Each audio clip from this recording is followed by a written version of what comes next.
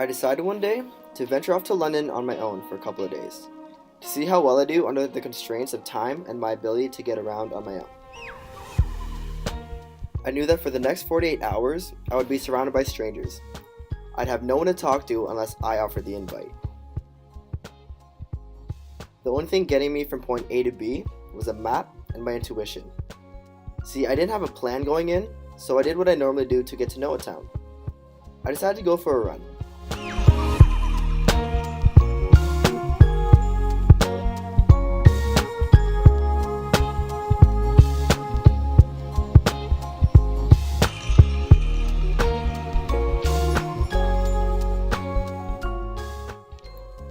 Meet Abdullah.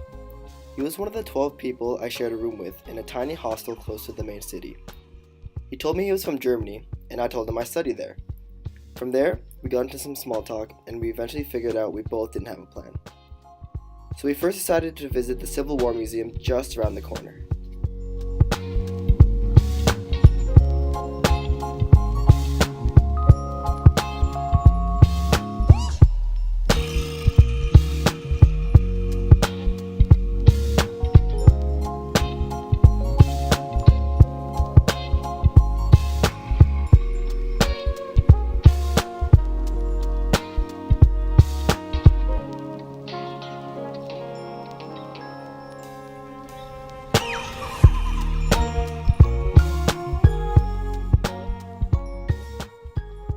Meet Glenn, our tour guide for the day. He was so good, we decided to join him on a couple tours. And we did the normal stuff, I looked at the Big Ben, visited the Buckingham Palace. But what really added value to his tours was his knowledge on all the different landmarks. If it weren't for him, I wouldn't have known about the incident of the man who actually broke into the palace, chilled on Queen Elizabeth's bed, only to ask her for cigarettes. I probably wouldn't have visited the Palladium where the Beatles first played. And I definitely wouldn't have heard about the artist known as The Invader, who tags buildings with small pixelated characters from classic video games. Despite being across the ocean, I felt a bit at home when I walked by the Canadian embassy and met a couple Canadians on the tour. The two girls had recently graduated high school and decided to backpack through Europe, something I've always wanted to do but never had the chance to. Overall, the day went smoothly thanks to the great people I met.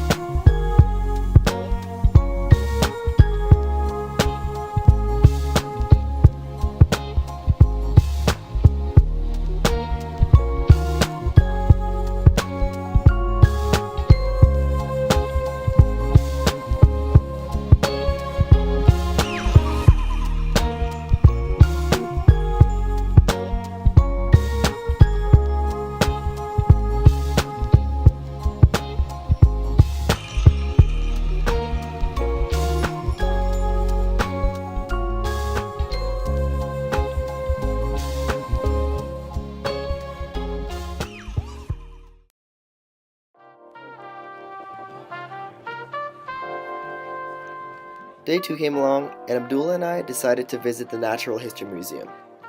But as soon as we got in that train, I realized I done goofed. I forgot to charge my GoPro the night before, and missed a lot of good footage of the museums we visited. So let's just skip to the part where I met more Canadians. The 3 girls we met were from Vancouver, BC. They too had just graduated from high school and have taken the time off to travel Europe. London so happened to be their first destination. Like myself, they were on a tight budget and they didn't end up buying a metro pass. So Abdul and I decided to join them on their walk to wherever they were going. We ended up visiting the St. Paul's Cathedral, the Tate Modern Museum, and the London Bridge.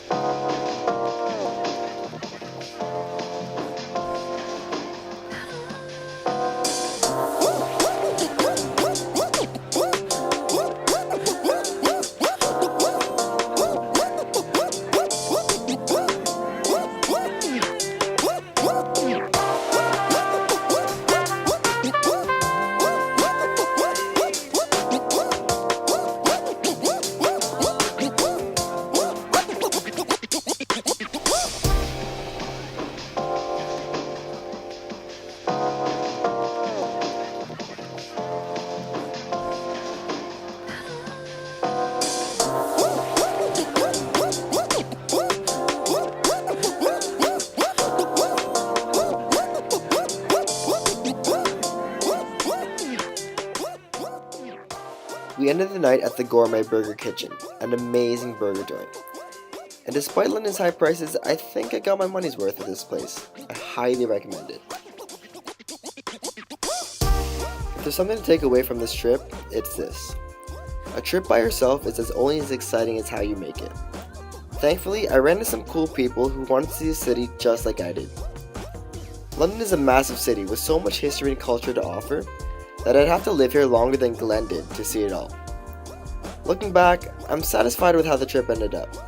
But by that point, to be honest, I kinda missed my classes and I couldn't wait to get back into my bed.